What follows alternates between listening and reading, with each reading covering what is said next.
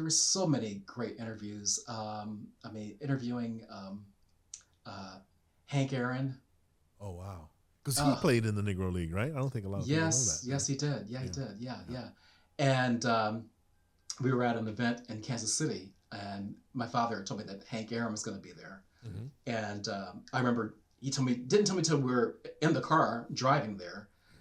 And I remember thinking, okay, I've got to talk to Hank Aaron and get an interview with him, because I've been trying to get an interview with him forever. I said, I've got to get it. I said, I've got to. I just kept telling myself, you got to get this interview.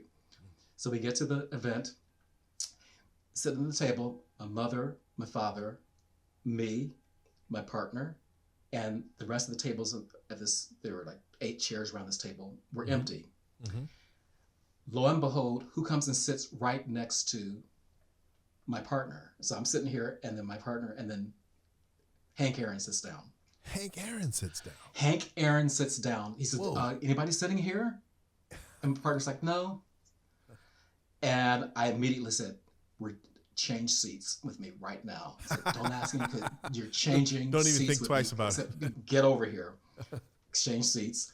And so we start chatting, Hank and I. And then I said to him, because everybody was getting there is like a breakfast meeting, so everybody was getting their breakfast. I said, you haven't eaten anything yet? He says, no. I said, are you hungry? He says, yeah. I said, I'll go get your food.